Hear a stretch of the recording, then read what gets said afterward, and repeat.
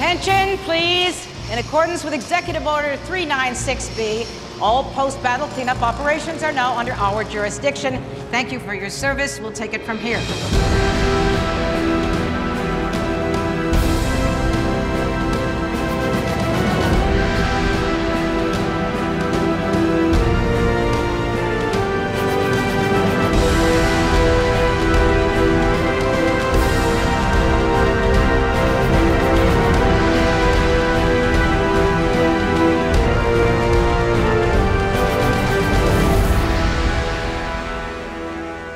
Hey there, Gothamites. Welcome to another episode of the Arkham Sessions. My name is Brian Ward. With me, as always, the psychologist to the superheroes, superheroines, and supervillains of Gotham City, and now the Marvel Cinematic Universe, Dr. Drea Linamendi. Hello, Drea. Hi, Brian. How are you? Doing very well. This episode is a little different than most, mainly because it is part of the Marvel Cinematic Universe Phase 3, but not officially part of Marvel Studios. Wait, so is this why I can't find this movie on Disney Plus? Yes. This is precisely, so this is why you can't find it on Disney Plus. It is annoying, but it's also completely understandable if you know the tangled web. Oh gosh. Of the Spider-Man rights. So as people know, it took decades for anyone to even be able to make a Spider-Man movie. Famously, years and years, decades and decades ago. We're talking pre-Sam Raimi movies. James Cameron was behind the scenes doing everything he could to try to bring these rights to the big screen and was unable to do it. Sam Raimi then took over and was successful in making the first Spider-Man movie with Tobey Maguire. Well, Sony has those rights, and for better or worse, some people like the Sony movies produced by Avi Arad. Some people really don't like those movies. I'm not here to give an opinion on those one way or the other. I am going to say, though, that they still have the rights to Spider-Man. And Marvel was able to get the rights to the character for Civil War by doing a deal with Sony. Sony agreed to let Marvel have Spider-Man in their MCU if Marvel helped them develop standalone movies for Sony. So does that all make sense? Now, there are crossovers contractually allowed by both parties. Spider-Man can be in MCU. MCU characters can be in Spider-Man. It's all part of one big universe. But Sony owns the rights to Spider-Man Homecoming, Spider-Man Far From Home, and Spider-Man No Way Home. Mm-hmm. So does that make more sense? Is that a little bit more clear for you? It does. That's why Disney Plus does not have the right to stream the Spider-Man films. Well, and that's why in this film we do see some main characters from the MCU that relate to this particular narrative. Yeah, and by that, we see Tony Stark, we see a lot of Happy, we see Pepper at the end. There are a lot of references made. We see a drawing of the Hulk and the Avengers in the Battle of New York. We see Avengers characters like party masks that are being used during the robbery of an ATM of a bank. So yes, definitely the same universe. And I think the universe is better for it, to be honest. And I think the Sony movies are better for it, to be honest. I think I love Tom Holland as Peter Parker. That being said, I also very much, whether the movies were good or not, I also very much loved Andrew Garfield as Peter Parker. I felt like Andrew Garfield was a fantastic Peter Parker. Let me just pause and ask you, because full disclosure, I did not read Spider-Man as a kid. Was not a huge fan of Spider-Man. I did watch the Tobey Maguire, Andrew Garfield films.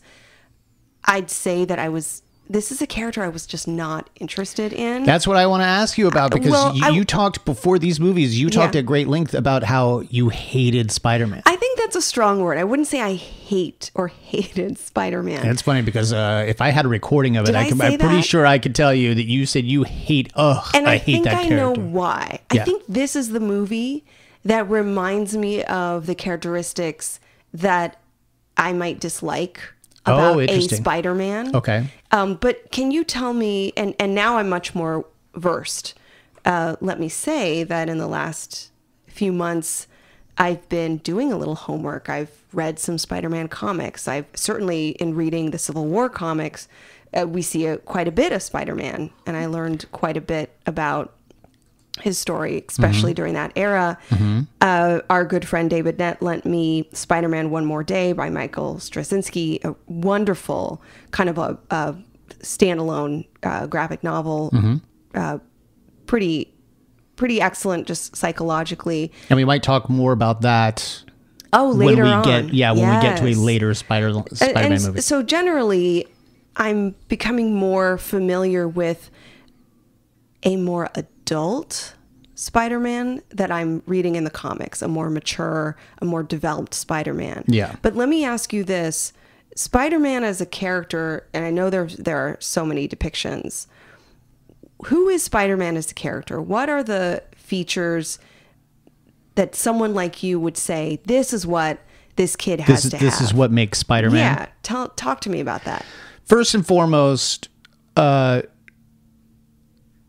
that's an interesting question, because I guess it would depend on the era of Spider-Man in terms of not in terms of who is writing him, but in terms of like what age he is. So it is interesting that you asked that question. As Spider-Man got a little older, his story did become a little bit more serious. But I would say, number one, Spider-Man's personality has to be Spider-Man. And by that I mean... What does that mean? He is quipping constantly. When he is fighting, he is a character who, more than any others, if say Batman is carrying the burden of being a superhero, Spider-Man is the one having fun being a superhero. He's the one who is going to hit you with a spider web and attach you to a wall and will immediately have a one-liner for you. And by the way, he didn't just have the one-liner for you as he was leaving. He was one-lining you throughout the fight. Like, that's just who Spider-Man is. Spider-Man is the character who is thoroughly enjoying his role as a superhero.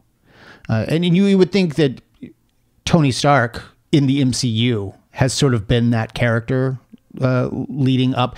But Tony carries with him a significant amount of darkness, right? And I think Spider-Man in the comics and in most of the origin stories we've ever seen is also carried a little bit of that darkness because of a guilt for the death of his Uncle Ben. But in this particular version of Spider-Man, we didn't see that origin story, right? We never saw the I think the brilliant thing that Marvel did with this particular character is they established that there's already a Spider-Man, and he's mostly a Spider Boy, sort of in the movies, in that he's running around originally with a very makeshift suit, red and blue, sort of sweat hoodie right. and sweatpants and it's and what whatever. A teenage boy would put together, some goggles, if he were makeshifting a superhero costume. Right, because he doesn't have the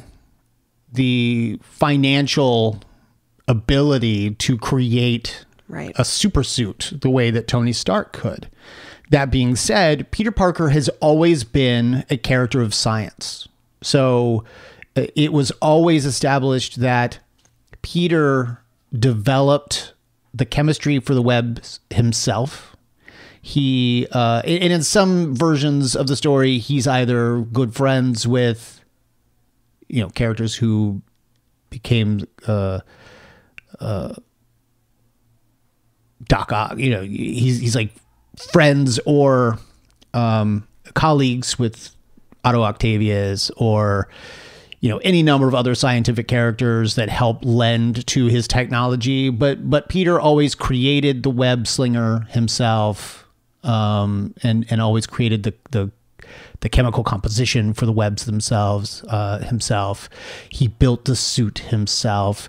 And what the brilliant thing about the Marvel Cinematic Universe is Tony gets wind that this character exists, decides to keep an eye on him, decides to recruit him in Civil War, provides him with the professional suit that he's always needed and wanted, and in fact may not even fully know how to use, because it turns out that this suit has like a training wheels mode, which, by the way, is the perfect sort of Tony Stark. It's wonderful that Tony is the one that recruits Peter, because they have a very similar personality. But so Peter is significantly more innocent. So let's unpack that a little bit. Yeah. Tony sees some of himself in this young boy. I mean, in this film, so Peter Parker, when he's recruited, well, going back to the Civil War film, he's a high school student. Yeah.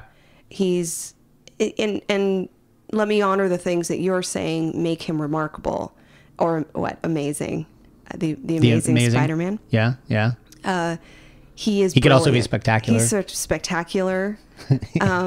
He's not incredible. He's not incredible, but he's usually amazing. Usually amazing. Yeah, I mean, well, yeah, it depends on the book. Yes, there are different books with different titles. Yes, he could just be Spider-Man. He could just be Spider-Man. So he's brilliant. He's curious, and it's not just a passive curiosity. He's driven. He's really determined to find solutions. He enjoys the process of discovery. He is... you're talking about the character in general, right? Yes. Just the character This been... is what I'm trying to characterize. I'm picking up on the things you're saying. Since 1962. Okay, and he's always been an amazing photographer. Okay, that I know. He works for the Daily Bugle as the staff photographer. He's the Jimmy Olsen, if you will, if Jimmy Olsen actually turned out to have superpowers. And wouldn't you say that, generally speaking, he's a good kid? Now, I'm using that phrase very generally, but doesn't want to rebel, doesn't want to get in trouble, generally follows the rules, is kind-hearted, and is raised by his Uncle Ben and Aunt May, but mostly Aunt May. Here in this film, and I know we're diverting a little bit, here in this film and in Civil War, we didn't really get an origin story. We didn't see the spider bite. We didn't see the death of Uncle Ben. We didn't see all those highlights and moments that you and I would definitely talk about. Yeah, talking about the defining moment, the defining moments that created the psyche of this superhero, the guilt, the angst, the need to do good because he at one point slipped up. We didn't see any of that. Yeah. And I wonder... And we are meant to believe, I would say, based on Homecoming. Sure. Not so much in Civil War, based on Homecoming, that those events never even happened. Does that make sense? No. Like, I'm based on what we're seeing as Peter Parker. Peter Parker never establishes in the course of Homecoming. He never makes reference to Uncle Ben.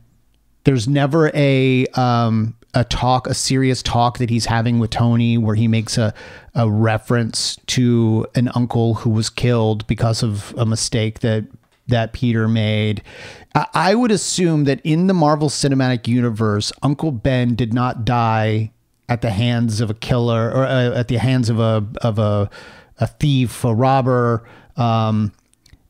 as a result of a mistake that Peter made as Spider-Man. Like, I don't think any of that happened. He isn't carrying the guilt or any feelings of responsibility for the death of Uncle Ben. Yeah, there's no burden there in the same way that the comics. Someone did say, you've been through a lot, or you've been through something. So, well, he's being raised by his aunt. Clearly there's a loss. His parents are gone. Yeah.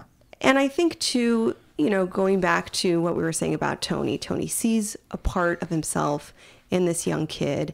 He sees the brilliance. He sees this curiosity. He sees this determination. The engineering prowess.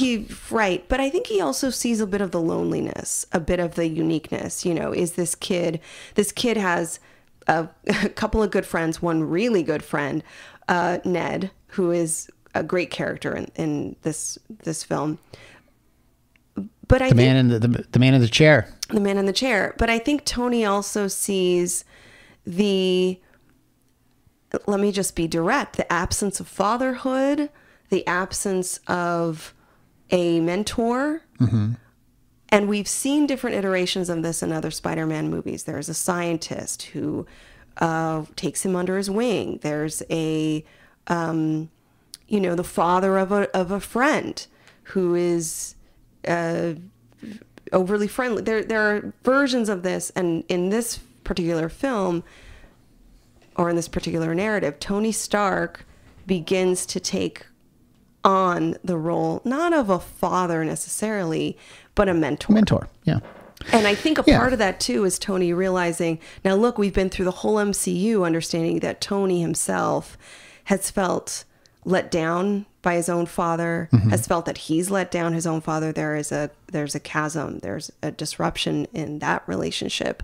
And maybe there is some reparative thing happening with him and this kid.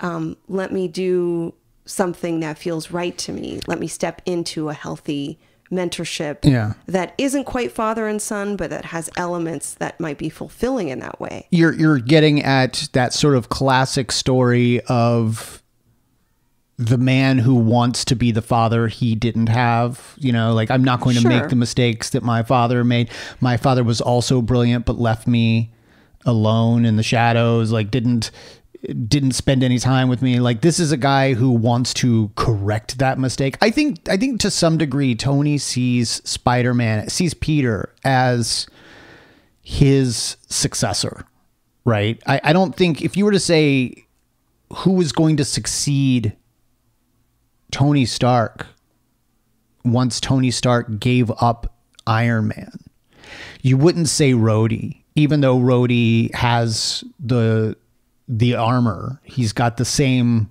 technology. He is not the substitute for Iron Man. I think Tony sees in this kid the opportunity to raise a kid, and he even says it in a moment that I think is actually one of the most brilliant lines of dialogue ever written or uttered for the MCU. Wow. And I'll go ahead and, and I have it here. I wasn't necessarily going to play it yet, but I think we're talking about it now. So I'm going to play it right here for you. This is a conversation that he's having with Peter after Peter has gone against the direct orders of Iron Man. And he has gone and used the suit probably when he shouldn't have. And as a result, may have gotten people hurt or even killed had Iron Man not stepped in. And Tony is going to take the suit from him. Let's take a listen to it right here. Do you know that I was the only one who believed in you? Everyone else said I was crazy to recruit a 14-year-old kid. I'm 15. No, this is where you zip it, all right? The adult is talking. What if somebody had died tonight? Different story, right? Because that's on you. And if you died, I feel like that's on me. I don't need that on my conscience. Yes, sir. I'm sorry. Sorry doesn't cut I understand. I just wanted to be like you. And I wanted you to be better. Okay, it's not working out. I'm gonna need the suit back. For how long?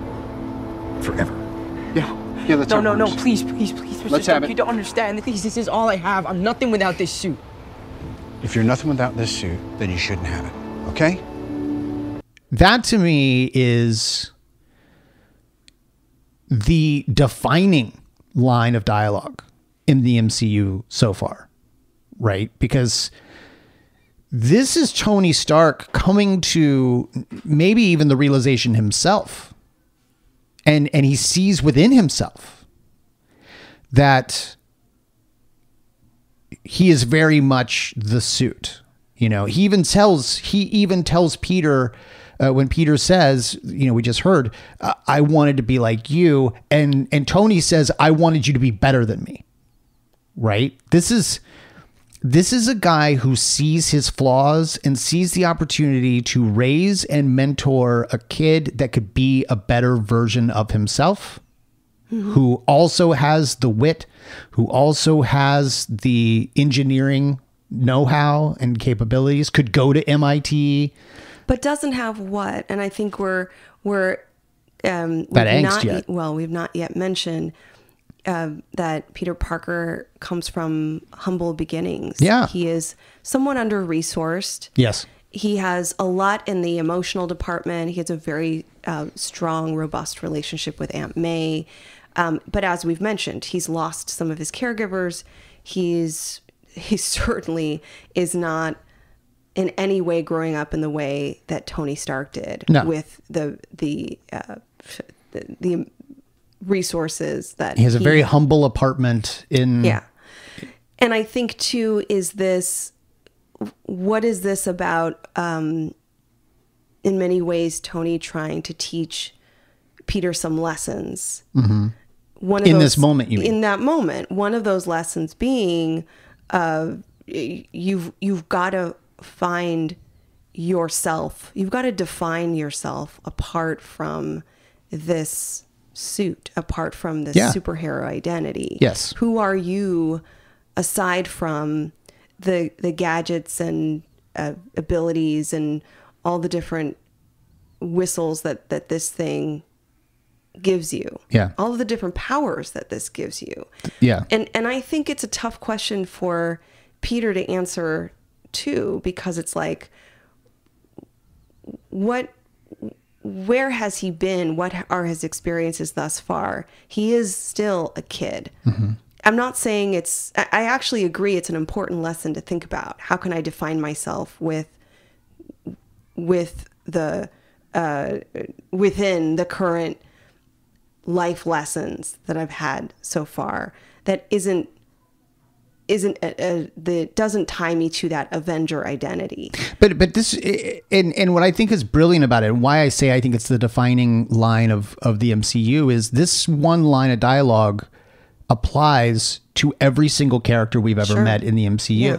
You know, like Captain America, what is he if he doesn't have the super serum? He's still the same kid from the Bronx that is pure of heart, stands up for the bully, you know, like this is Iron Man acknowledging that what is important is not what you can create, but what you are within, right? It applies to every one of those characters. You know, the Hulk is not defined. Bruce Banner is not defined as the Hulk. Bruce Banner, it's what Bruce Banner is inside, aside from the big green rage monster. Thor is not defined by the fact that he's royalty. Thor learns that he's actually something more, that there's something. And so I think Tony is laying down the line of dialogue that ultimately replaces with great power comes great responsibility, and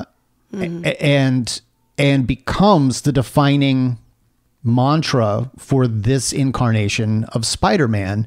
But he is also laying down the thesis statement for every superhero that is going to exist in the MCU. Now, whether that means they all apply that to themselves, no, but you sort of get the sense that this is the line of dialogue that is the web-thin line between what it means to be a hero and what it means to be a villain. And, you know, you take a character like Vulture, this character played brilliantly, I think, by Michael Keaton in this film. I'm not going to lie, when I pictured Vulture, because I've seen this movie a few times, I was picturing Birdman. Yeah. That other character he plays. Right. And I forgot that the two are different. Different characters. Yeah. But the question becomes, like, so that character becomes basically identified by his gadgetry, and not, he forgets what it means to be the father and breadwinner. He instead, I do like his origin story as being one where Tony and the government took his living away, and now he is trying to get them back and still provide for his family, but he forgets his way. He forgets what it means to be himself, and instead he becomes Vulture. And that's the difference between Peter as Spider-Man and any other villain in the MCU, I think. Mm-hmm. No, I would agree. Man, I feel like we've talked about the whole movie now. It's pretty good. Well, there are other characters I guess we could talk about. I do really like the fact that we're this far along and Tony Stark is whether you're team Cap or team Iron Man, I think it's irrelevant. I think the MCU, and I've said this for a while and I'll continue to say it, I think the MCU is Tony Stark's story. Right? I think the MCU, it started with Tony, but we have watched, you and I talked at great length when we first started this podcast about Batman the Animated Series and the importance of watching characters develop arcs over a series of times. That's why we didn't follow or cover the best known episodes first. We went from beginning to end to see exactly how these characters evolved and developed, and some of them certainly did. Tony Stark is developing, and he still carries with him the same wit and charm, charisma that he did in the first movie, but he's becoming a father figure to this kid. So I want to ask you if there's any harm involved in what Tony's doing. And we've talked about this a little bit when we've explored Bruce Wayne and his pretty consistent taking in of young boys pretty consistent to turn into Robins. Of taking in young children, particularly young boys, and giving them a home, giving them shelter, giving them resources, but also training them to be involved in the work that he does. In some way, Tony is grooming this young kid to be somewhat like him. And in fact, not in this film, but in the Civil War film, he ships him off to an international conflict where... to literally put him up against Captain America. So you've got this kid, and I think that's important, and it comes up later. You've got this kid who's recruited to be in this war zone. Yeah. He's recruiting a child soldier. He is developing a child soldier. Right. And I don't think that's necessarily true. But those other folks, when we think about who's there, Black Widow, Hulk. Oh no, Hulk's not there. Black Widow, Captain America, Vision, Black Panther, etc.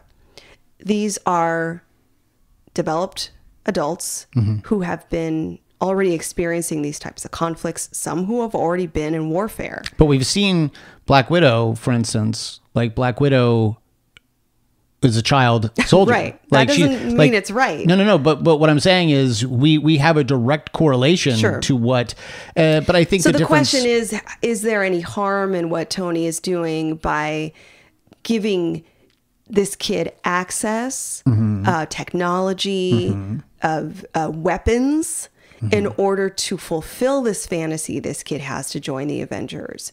I'm not saying that it's specifically let me tell you the difference. I'm just saying that there's potentially harm done because this kid is still a kid. No, you're not wrong. You're still going to put him in harm's way, but let me tell you the difference between Tony and Batman. Batman watched a young child's family be killed in an accident at the circus and decided to take that kid and turn him into a vigilante. It's like he's like, I know exactly what this kid needs. Right. The difference is he sees a kid that he knows he can exploit because he's already got the acrobatics. He's already got the Wait, which one are we talking about? Strength. Oh, you're still talking about Bruce Wayne. Yeah, we're talking about Bruce Wayne. He sees a kid who's got the upper body strength and the acrobatic skills and all of that, and he's like, hey, now let me teach you how to fight. Oh, and now let me... Gosh, I wonder if Bruce Wayne cruises the streets looking for I still think, orphaned young boys. Whether, and also, and I realize this isn't necessarily canon, but I still go back to our classic joke, the line of dialogue in All-Star Batman and Robin, written by Frank Miller, where Alfred brings Dick a hamburger, and Bruce gets really mad at Alfred, and Alfred's like, well, what do you want me to do, or what do you want the kid to do, eat rats? And Bruce goes, I did. You know? Right, and we're not quite sure if it's right. It might be actually true. But that's the difference between Batman and so in the case, you don't think Tony's exploiting this young innocent kid? No, here's why. Tony already knows the kid's doing it. Mm-hmm. Like he already sees. Like he didn't go to the kid and say, "Hey, you can walk on walls. Do you want to be a superhero?" Like. He found a superhero who already exists in his neighborhood, and he's taking down muggers, and he's taking down bank robbers, and he's doing nice things for people. And he said, "Look, let's just scale this up a little bit. Yeah. You know, let me give you the resources and the tutelage and the mentorship about how to do this right." And the entire first movie is spent with Tony telling the kid to start small. I know you want to get bigger. I know you want to do more things. I know you're getting bored with the muggings and carjackings and all that, but stay small. Can you talk more about that? So that in the first third of the film, Peter is tasked with just taking care of the city. He's not even tasked with anything, to be honest. Like he is a kid who can't wait to get out of school so that he can put on his new suit and go around and help people. And if you notice, it's in those scenes that he's actually messing up. Like he thinks that there's a guy trying to steal a car. Turns out to be that guy's car. He ends up damaging other property or taking down the wrong people because he's overly vigilant. He is now going after anyone and everyone that he thinks might be problematic simply because he wants to play with the toys. And he gets offended that there is a training wheels mode put onto the suit because he feels like he can do so much more. And he even tells Happy, he calls to Happy and he says, look, ultimately, I don't feel like I'm doing everything I'm supposed to be doing. I have not risen to my potential. When's our next mission? He keeps asking Tony and Happy, when is the next mission? To be honest, neither Happy nor Tony have ever taken him on a mission with the exception of going to the airport in Civil War.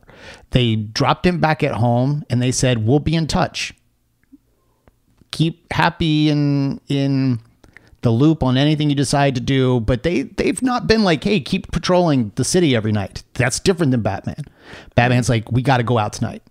Oh, I got finals tomorrow. In some way, Batman is more involved in taking the what I would consider kind of the traditional or normative childhood away from his Batman is creating the child soldier.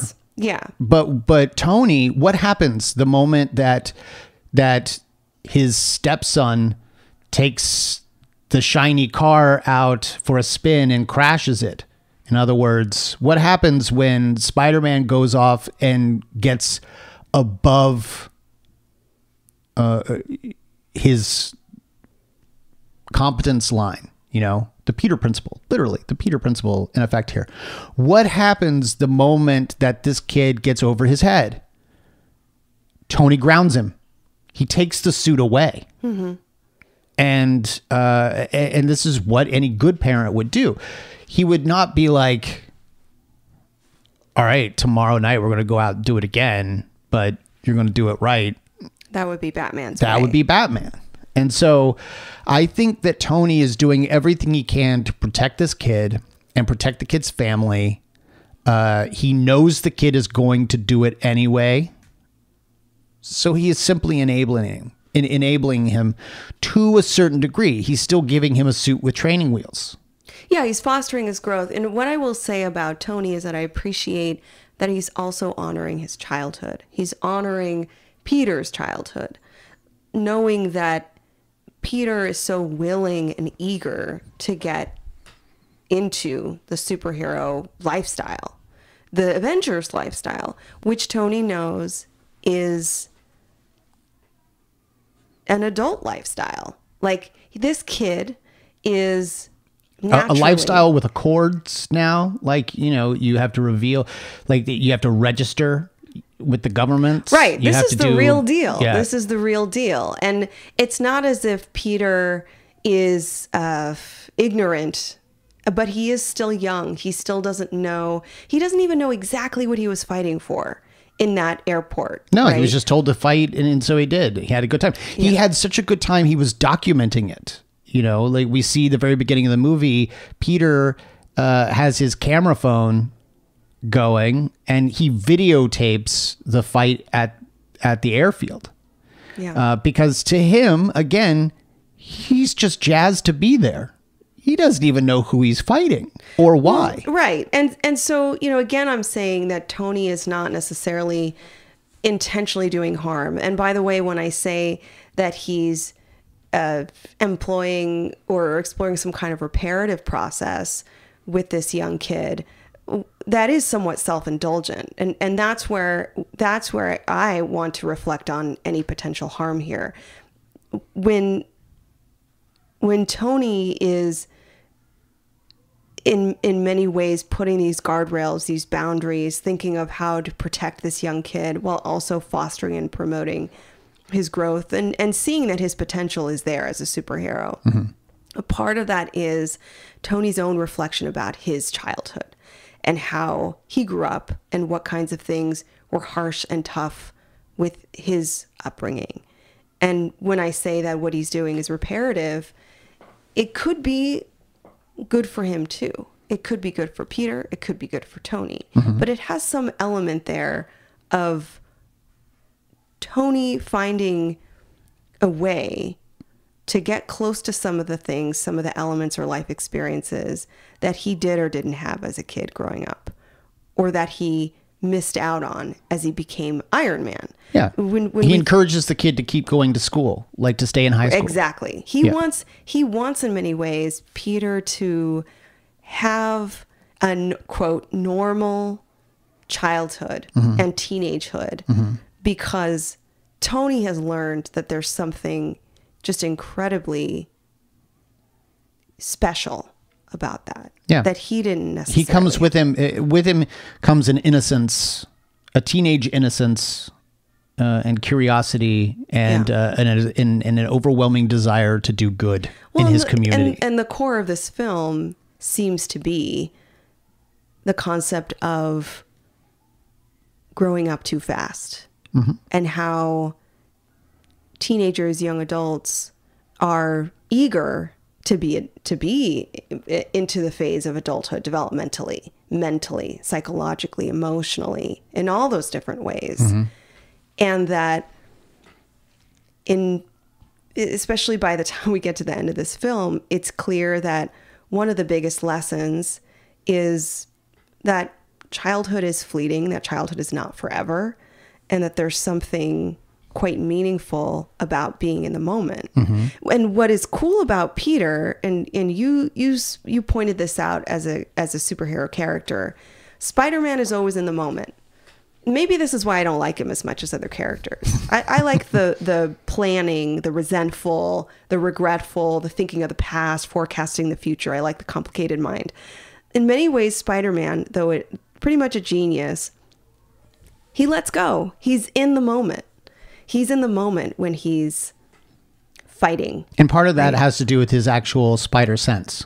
Right? Yeah, exactly. So the spider sense is an impulse, and it's an instinct, so that if a train is coming barreling down onto Spider-Man, Spider-Man will instinctively jump whether he realizes that the train is coming or not. Yes. Like it's his superpower is helping him stay in the moment, and he becomes more reactive than he is. He doesn't plan the fight out. He's not Robert Downey Jr.'s actually, Sherlock Holmes character. He's actually pretty fluid in his sense of self. Yeah. And what we would call that is interoception. Interoception is the ability to tune into the visceral feelings, experiences in the body, the emotions that are happening, this spidey sense we have about our surroundings. Like, what is happening right now? How is this affecting me in my body, in my brain? He's really good at that. I think even a perfect example of what you're talking about is at the end of the movie when he finds out that the vulture is the father of the girl he wants to take out. Yeah. He can't fake the discomfort, or he can't fake. He looks terrified. Yeah. He cannot seem, Bruce Wayne would have gone in knowing, like he already would have known. Right. But he would have spent the entire time in the kitchen, almost making the other guy feel uncomfortable. He would convert that discomfort into the other person's discomfort. Right. But Peter can't hide it. He can't hide his discomfort, and you almost get the sense that he's going to throw up right there in the middle of It's such a good example because most of us try to get out of discomfort. Like when we feel nervous, fearful, disgust, whenever we feel these things, we just try to get out of those. We try to escape those feelings, avoid those feelings, sublimate, whatever. And it's such a good example that you bring up because what the film does is it stays there for a while. It's so uncomfortable. We're so tense because we're with him in this moment. We just see his expression on his face. But it's such a good example of his natural tendency to connect to his experience, to connect to his emotional, visceral response, and to be there, to be in that moment. It's a skill. It's actually something that he's good at, and he uses that in his crime fighting. He uses that in his superhero repertoire, which is excellent. This is something that I never appreciated about Spider-Man. By the way, in that scene too, I love Adrian Toomes. I love Michael Keaton because this is a moment where Toomes is genuinely, I think, being a father, right? He's still being the family man because let's not forget the whole reason Toomes is doing what he's doing as the Vulture is to take care of his family. And in this moment, he knows that later that night, he's going to leave to go do something highly illegal, but he is also being dad. Like and it's Peter who's being super uncomfortable. And then suddenly once Toomes, after a conversation in the car on the way to the homecoming dance, learns or figures out that Peter is Spider-Man, that's when Toomes becomes darker and more. Yeah, you have this audio for us, right? The interaction between Peter when he's given the dad talk. Yeah. So the setup here is that Vulture, who here is Adrian, the father of Liz, is driving Liz and Peter Parker to the school dance. Peter has had this huge crush on Liz the whole film. This is supposed to be a special moment, but Adrian tells Liz, go head on in so that I can have, the talk with your boyfriend here, with your friend here. And the tone shifts in a way that you feel that tension again. And it feels like such a long scene because it is, it's so threatening. Yeah. I have it here. Let's take a listen. You head in there, Gumdrop. I'm gonna give Peter the dad talk. Don't let him intimidate you. Love you. Love you, Gumdrop. Have a safe flight. You guys look so pretty.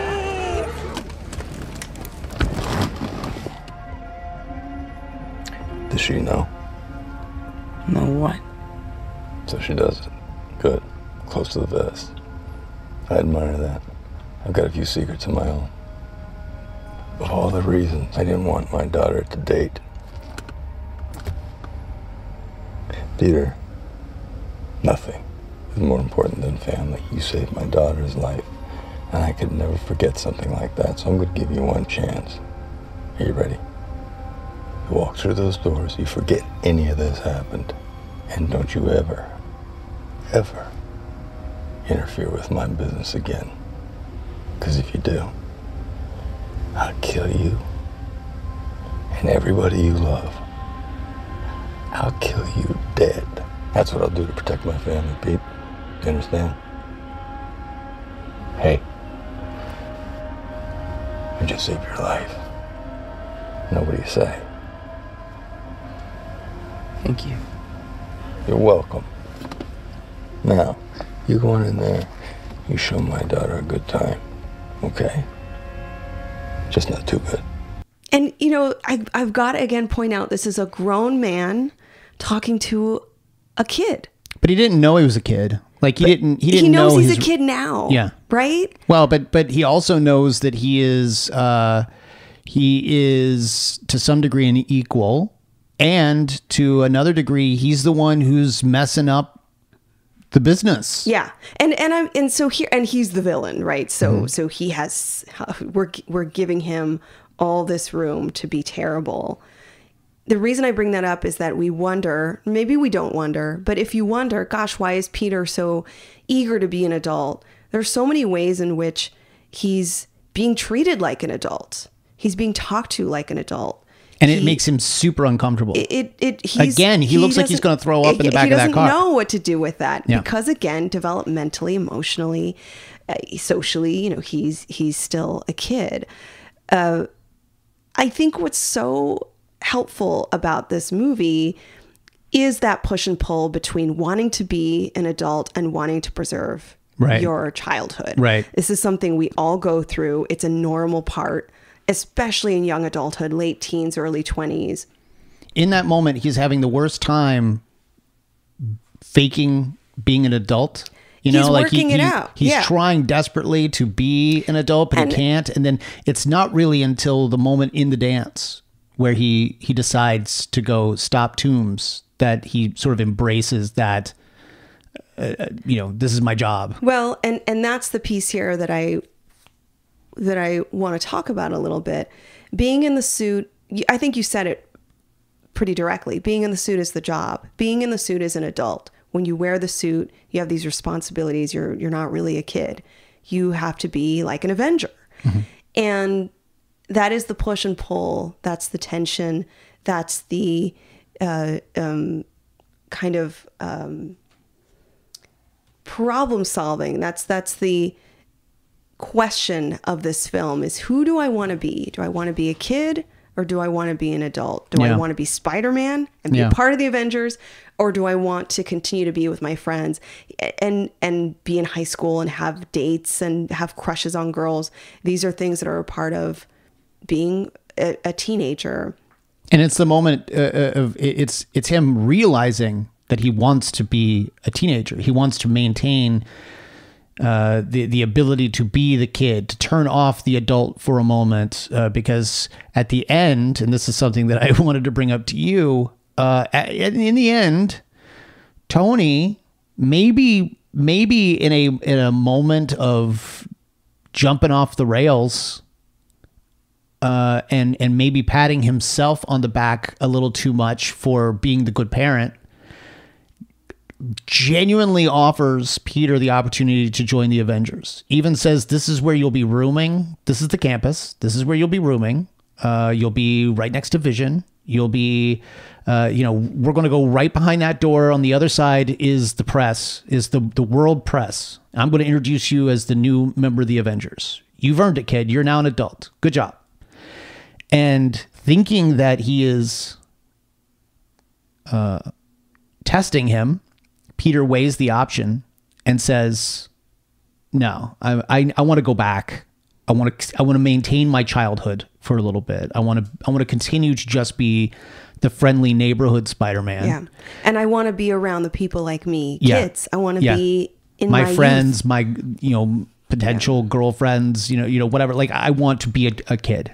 And to Tony's credit, he lets him go. He's like, okay, this was your choice. Right. You don't get the new shiny suit, but you get to keep the older suit, probably with some upgrades because Tony can't help himself. Mm. And he says, okay, go and live your life with Aunt May.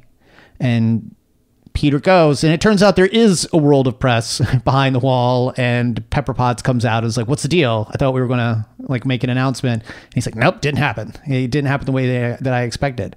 But but yeah, I really appreciate that this movie is really all about Peter coming to the conclusion that he's not a grown-up. And allowing him to have that decision. He makes that decision on his own, which is a very adult thing, right? One thing that comes up for me is this question of growing up too fast. And I think there are some beliefs now that young people do grow up too fast. And there's some others that say there's a delayed adolescence, that young people now don't grow up as fast. When we think about our childhoods, I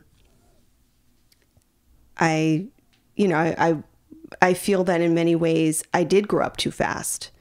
But then, as you know, I work with a lot of young people, college students, and I will say there's a fair amount of evidence that shows when young people enter the college lifestyle too early, when you have 16-year-olds, 17-year-olds who are brilliant and enter college, it's tougher. That transition is too early. They don't have a lot of opportunities for success. Some do, but it's tough. So, I wonder about how you feel about this. Do you think that today's young people grow up too fast, especially with today's technology, the TikToks, the Instagrams, the, exposure to all the things globally that they see? I have no idea. And I wouldn't say that I'm in a position to know. I don't have kids. We don't have kids. So I don't know. I've not witnessed them growing up.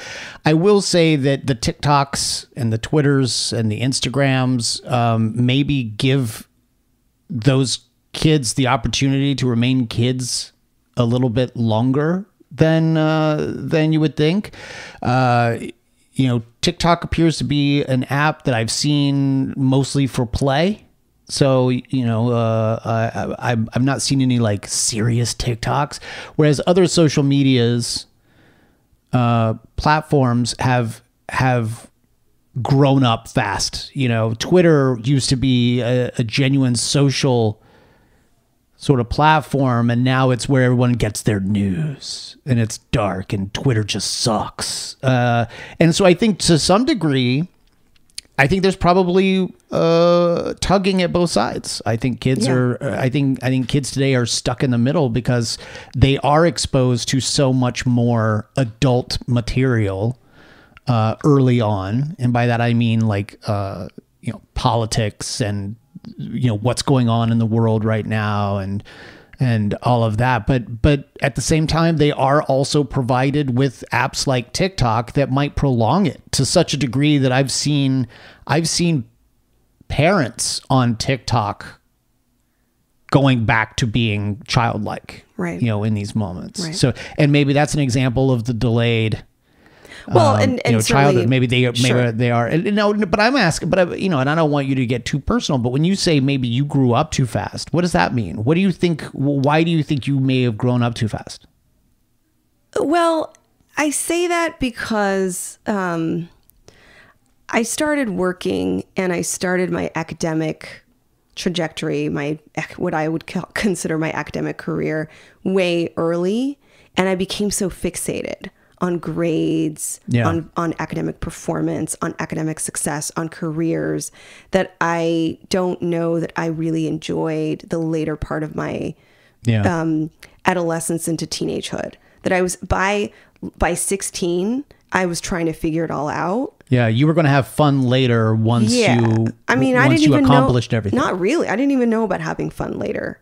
Oh, you I didn't even know about that. You weren't setting it aside. You weren't saying like you weren't saying like later is for fun. No now way. Is for. I was like, there's no time for fun. Got it. And in college, my mindset was, I'm not here to make friends. Yeah. I'm here to get good grades. I'm here to expand my knowledge. I'm here to figure out how to get a job later. That's what I mean by that.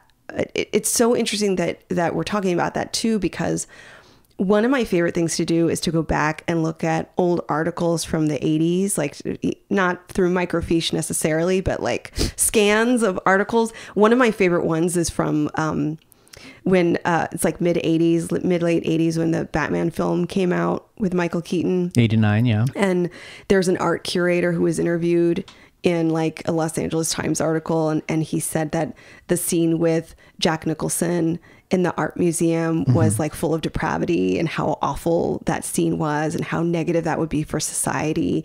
And then at the end of the interview, he said he saw the film like 3 or 4 times. So I just love doing that. But I found an old article in the New York Times that talks about this concept of children growing up too fast. And this article is from the 80s, like 84. And what's interesting here is that with a psychologist being interviewed said that the stresses that young people experience are mostly psychological, that the reason they grow up too fast is because of the psychological stress they're under, and that has to do with the exploration of freedom and failure. So the more freedom, ostensibly, the more freedom you give a young person, the more chances to fail could allow them to grow up faster.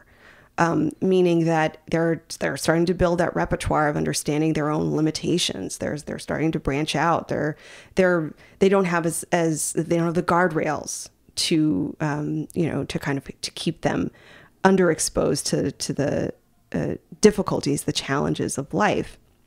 And what's interesting too about this article is that it says that again, teenagers in the 80s, young people in the 80s, are going to have a hard time compared to previous generations because they have this unprecedented freedom around money and the unprecedented freedom around exposure to information.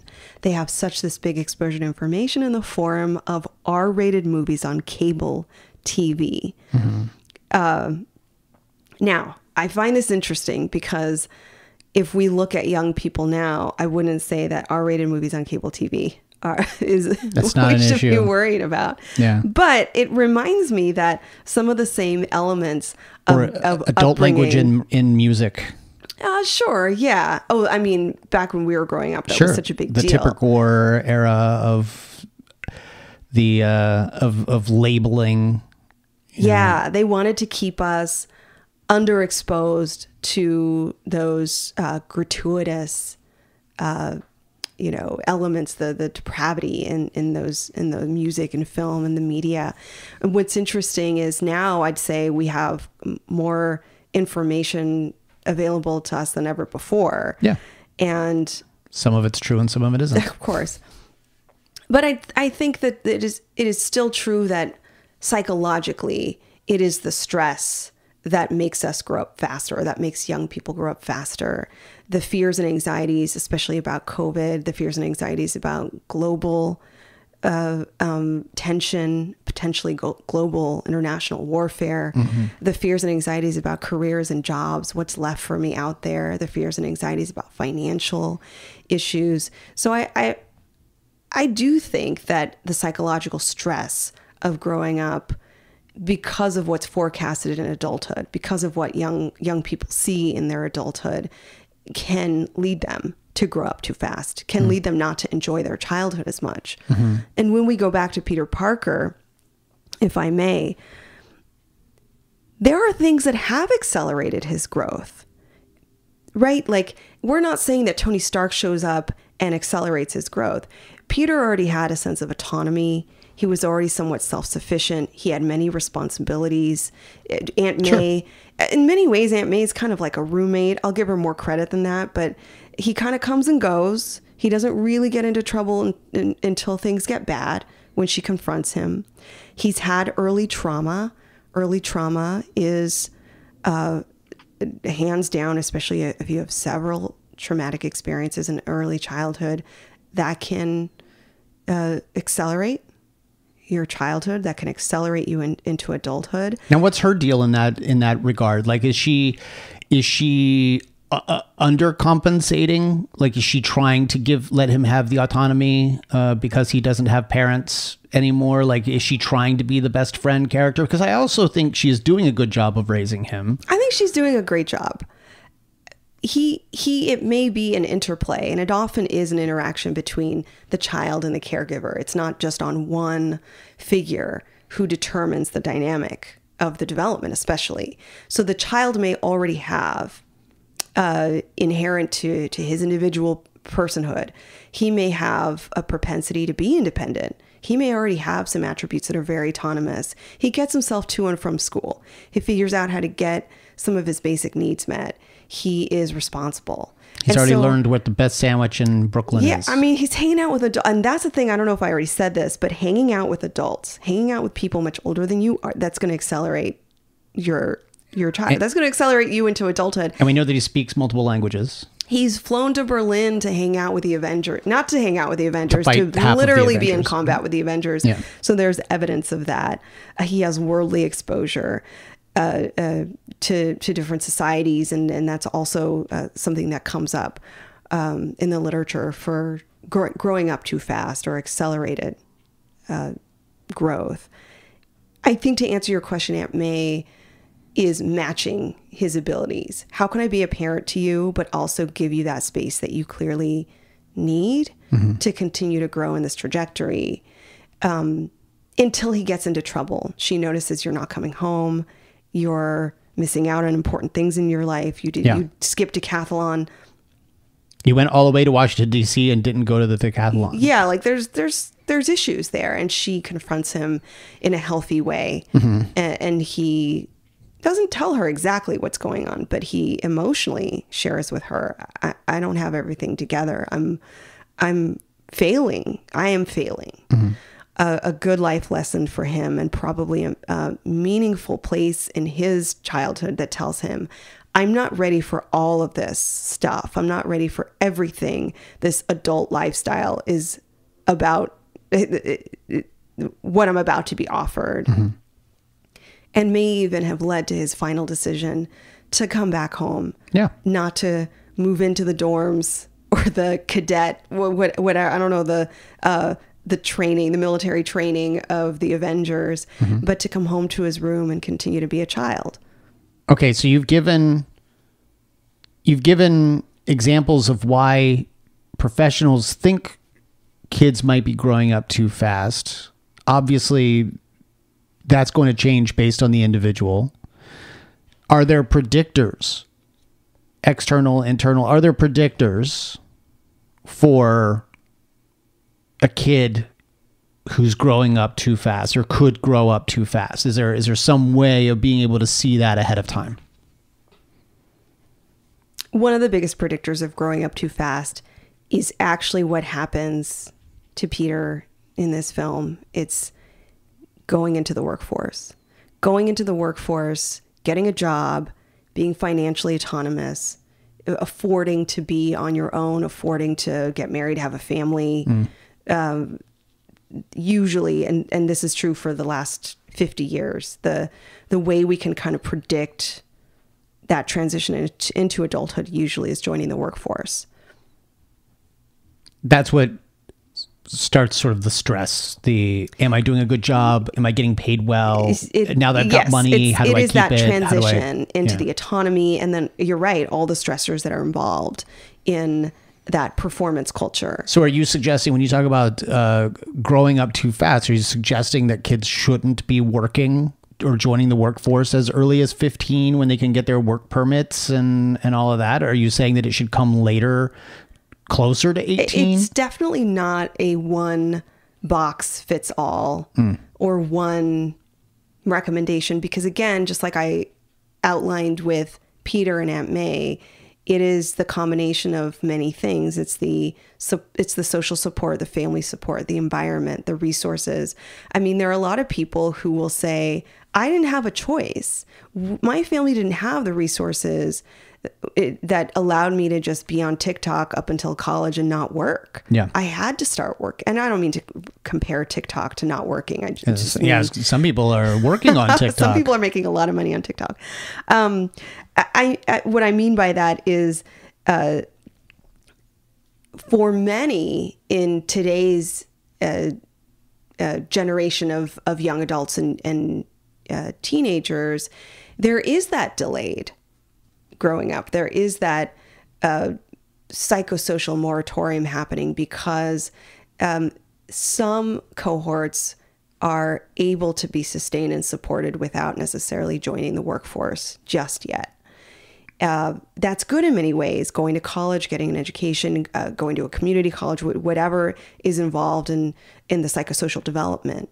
But typically, getting into the workforce, especially full time, that is really the transitional point. Could your social surroundings also, I mean, obviously, your social surroundings would also contribute in growing up too fast too, right? Like who you're hanging out with, and the situation that you're in, you know, the quicker they grow up, the quicker you're more likely to grow up, and maybe not even all that well, because you're doing it sort of pushed on by how they're doing, you know, so the reason, so like I, for example, I don't think I necessarily grew up too quickly because I didn't grow up with a lot of friends. So I would always have like one friend everywhere I went that was like my good friend here. And if that good friend wasn't available, I just sort of went upstairs and played by myself, which was fine. But as a result, like I never once went to a high school party.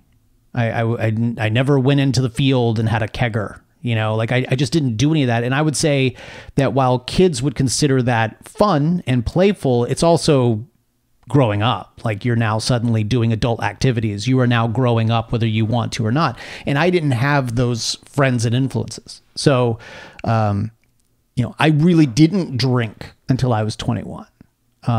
That's not to say I didn't have a drink, but like it's not something that I did, you know, until I was 21. I'm not old enough to drink. It's the right answer. And so I would say that I probably escaped the growing up too fast.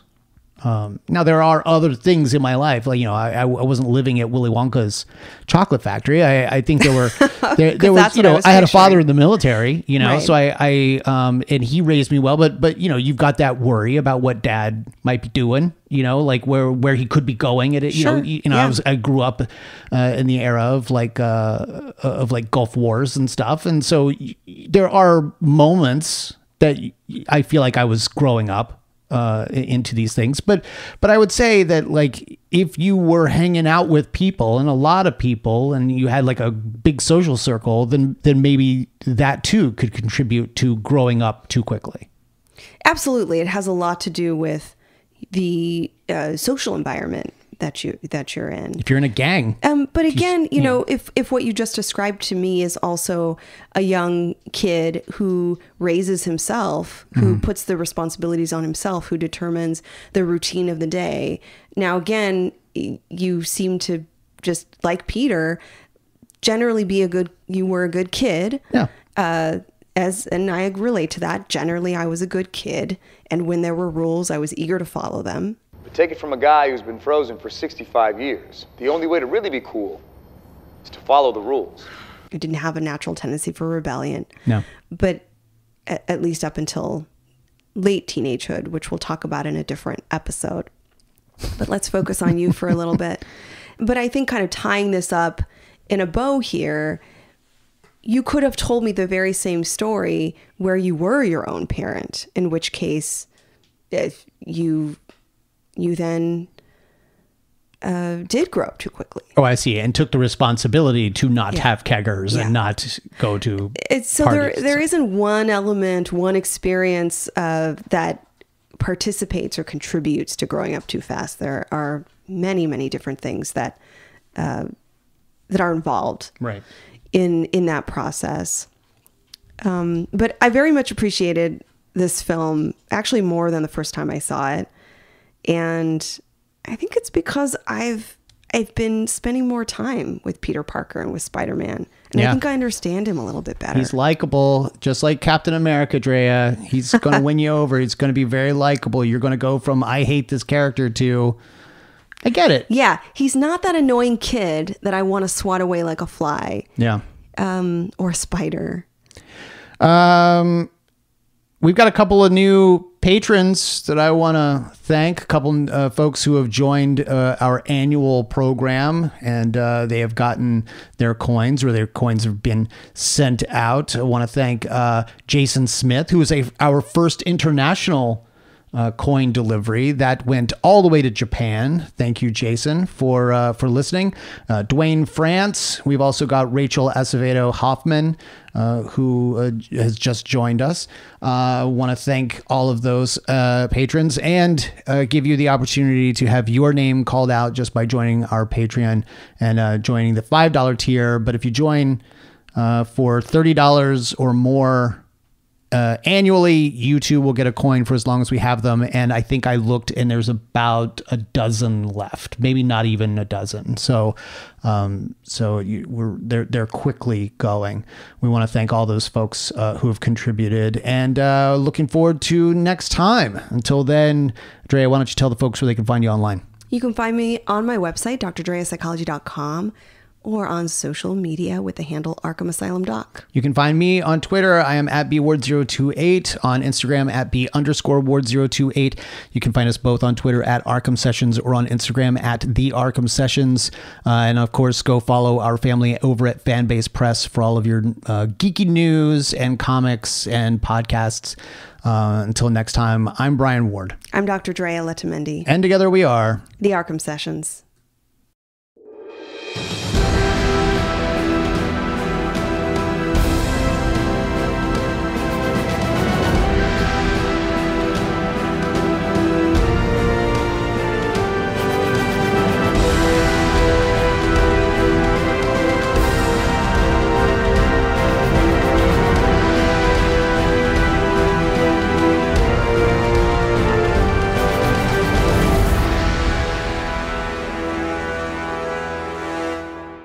Hi, I'm Captain America, here to talk to you about one of the most valuable traits a soldier or student can have: patience. Sometimes patience is the key to victory. Sometimes it leads to very little, and it seems like it's not worth it. And you wonder why you waited so long for something so disappointing. How many more of these?